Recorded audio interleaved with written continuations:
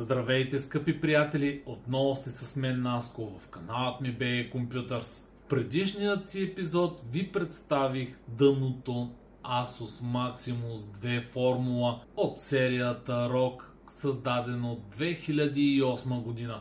Понеже този екземпляр толкова много ми харесва, реших да ви представя и днес една топ видеокарта от тази година, която е можело да инсталираме върху тази дънна платка.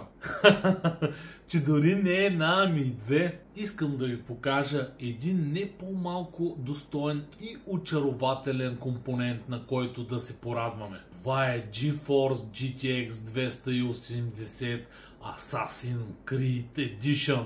Тази видеокарта е проектирана да бъде най-бърза за времето си, като би трябвало да се справи с побеждането на двуядрените HD 3870 по 2 на Radeon и 9800GX по 2 на Nvidia.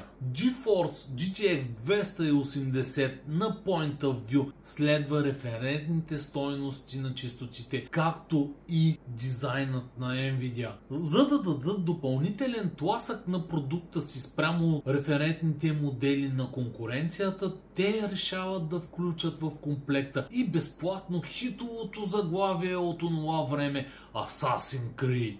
Освен това, техният продукт струва $649, точно толкова колкото и видеокартите на конкуренцията, които не са предлагали безплатни игри. Зад мен в тази таблица може да видите спецификациите на конкурентните видеокарти по това време, както и пазарната им стойност, за да си дадете равносметка горе-долу къде се намира героят ни в ценовите листи. Мисля, че е време да обърнем внимание на това как е изглеждала кутията, в която е била опакована нашата видеокарта.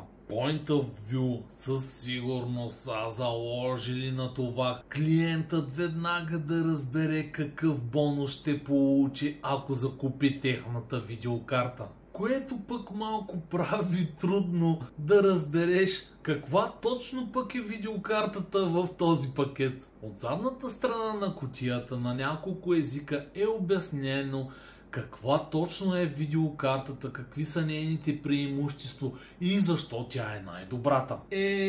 Ако махнем играта, сякаш комплектовката не изглежда много богата, но пък май си имаме всичко.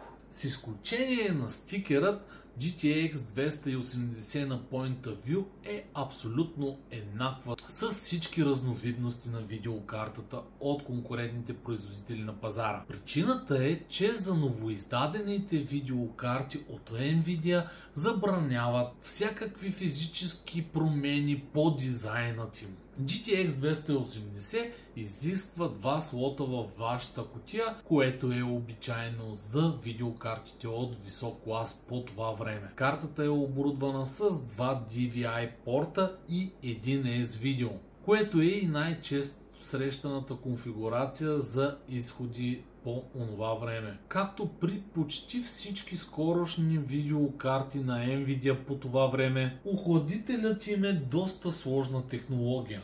Основният охладителен модул използва медна основа. Разбира се, това е с цел да отвежда топлината от графичния процесор възможно най-бързо. Спокойно може да си досетите, виждайки термолентите, че неговата задача е да охлажда не само графичният процесор, а и чипа на RAM памет, както и 7-те регулатора на напрежението. На гърбът на видеокартата пък имаме метална плоча, боядисана в черно, която да охлажда останалите 8 плочки, монтирани от задната страна на видеокартата памет. Освен това, този черен метален шилд, който служи за охлаждане, предпазва видеокартата от всякакви физически наранявания. А и според мен я кара да изглежда по-добре естетически, особено ако я монтираме по стандартния начин, където ще виждаме именно тази метална черна плоча. SLI конекторите са скрити зад гумено капаче. GTX 280 позволява да свържем цели 3 броя в SLI режим, за да получим още по-висока производителност. Захранването на видеокартата се осъществява чрез включването на един 6-пинов и един 8-пинов Power конектор, а до тях забелязвате SPDIF аудио входът, покрит с друга гумена капачка. Именно благодарение на него, чрез използването на специално кабелче, можем да изведем с преходник през единия DVI към HDMI и картина и изход от видеокартата. Точно като GeForce 9800 GX2 при GTX 280, разглобяването на тази видеокарта е много трудно. За добро или зло, разглобяването и най-вероятно ще остави следи по нея. Също в някои от стъпките е необходима доста голяма сила, особено при отстраняването на горният модул от печатната платка. Nvidia използват някаква система от куки и щипки, с която е голяма мъка да се работи. На снимката зад мен виждате маркирани две от щипките, като при разглобяването на тази видеокарта една от които се счупи. На следващите снимки може да видите разположението и на останалите куки. Хора, честно ви казвам, това е някакъв ужас и ако не ви се занимава, по-добре не дейте се захваща. В крайна сметка, при закупуването и втора ръка, много лесно може да разберете дали са правени опити или дали като цяло е отваряна тази карта, защото 100% ще има следи по нея. Приключваме вече с тази тема.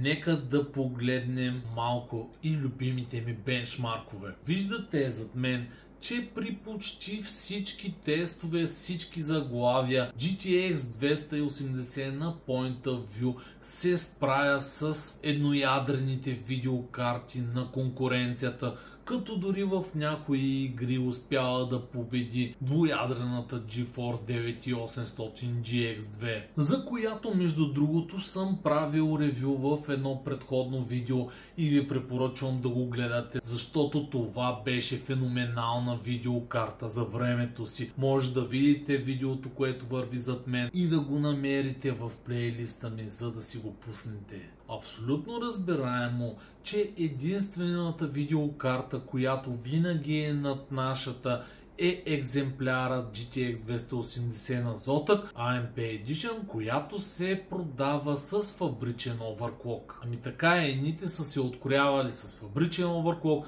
други с безплатна игра и така нататък. Nvidia са внедрили множество функции за пестене на енергия в новия GT200 чип. Може да видите зад мен как просто и ясно е обяснено, че при 3 различни случая на натоварване, консумацията на енергия на видеокартата се променя. И виждате, ясно се откроява консумацията на енергия при режим в покой, където GTX 280 изисква сходно напрежение с по-слабото предходно поколение Nvidia карти, но сами се досещате, че тук имаме двойна мощност. Под натоварване вече, разбира се, мощността е доста по-висока и все пак не е като на термоядрен реактор, едни 293 вата за цялата система. В миналото геймерите бяха готови да приемат всичко само и само за да получат по-висока производителност. Днес това се промени, тъй като хората вече са много по-наясно с шумът от вентилаторите и консумацията на енергия на своите графични карти. Това са неща, с които всеки геймър може да се примири и да живее. Да, една мощна или в случая най-мощната едноядрена за времето си видеокарта няма как да не отделя голяма топлина, която задължително по някакъв начин трябва да се разсейва. Като се има предвид наличната производителност на GTX 280, определено не е по-шумна от останалите високопроизводителни видеокарти на пазара. Прави интересно впечатление обаче, че когато сравняваме двете GTX 280 на Point of View и Zotac AMP Edition, втората е по-тиха въпреки по-големите честоти, на които работи ядрото и паметта й. Това се дължи най-вече от нанасянето на термопастата върху чипъти. Когато погледнем работната температура, виждаме, че имаме цели 8 градуса в Целзий разлика. В полза на Zotac отново въпреки фабричният ти overclock. Най-вероятната причина е нищо друго, освен качеството на термопастата и начинът ти на нанасяне. Затова, приятели, когато обслужвате своите графични процесори, други чипове, които имат нужда от нанасяне на термопаста, се постарайте добре за максимален ефект. Зад мен може да видите графика от сбора на всички бенчмаркове, къде се намира GTX 280 и да, тя определено е кралят в световен мащаб по производителност. Относно графиката фрейм спрямо ват, отново нещата стоят по-страхотен за нея начин.